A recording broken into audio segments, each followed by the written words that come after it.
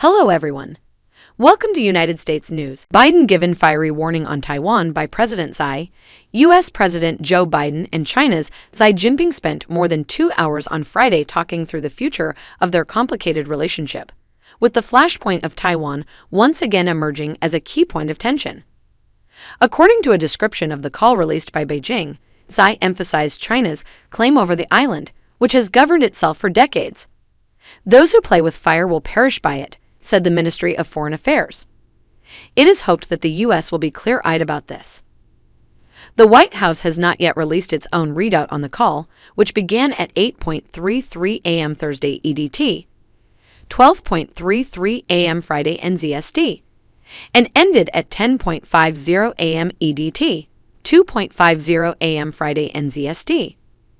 As usual, China left no doubt that it blames the U.S. for the deteriorating relationship between the two countries. President Xi underscored that to approach and define China-U.S. relations in terms of strategic competition and view China as the primary rival and the most serious long-term challenge would be misperceiving China-U.S. relations and misreading China's development, and would mislead the people of the two countries and the international community, the Ministry of Foreign Affairs said. The call took place as Biden aims to find new ways to work with China and contain its influence around the world. Differing perspectives on global health, economic policy, and human rights have long tested the relationship, with China's refusal to condemn Russia's invasion of Ukraine adding further strain.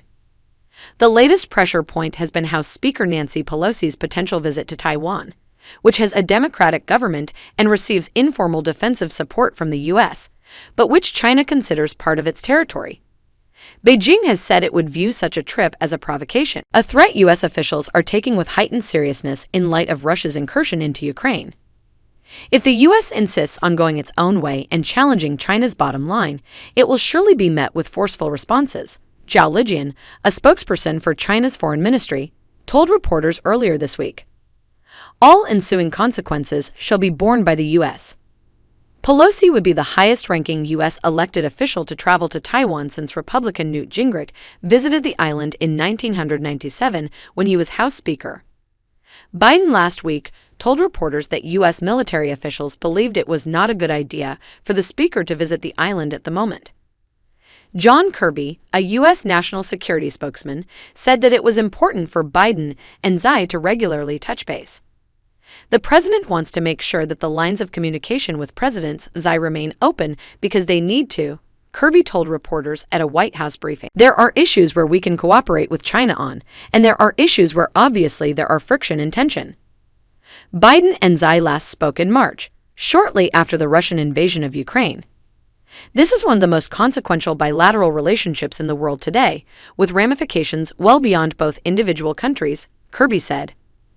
Biden has moved to shift U.S. reliance off Chinese manufacturing, including Senate passage of legislation to encourage semiconductor companies to build more high-tech plants in the U.S. Biden wants to marshal global democracies to support infrastructure investments in low- and middle-income nations as an alternative to China's Belt and Road Initiative, which aims to boost China trade with other global markets. Biden has kept in place Trump-era tariffs on many Chinese-manufactured goods in order to maintain leverage over Beijing. But he is weighing whether to ease at least some of them to lessen the impact of soaring inflation on American households. U.S. officials have also criticized China's zero-COVID policy of mass testing and lockdowns in an effort to contain the spread of COVID-19 in its territory, labeling it misguided and fretting that it will further slow global economic growth. Other points of strain include China's treatment of Uyghur Muslims, which the U.S. has declared a genocide, its militarization in the South China Sea, and its global campaign of economic and political espionage.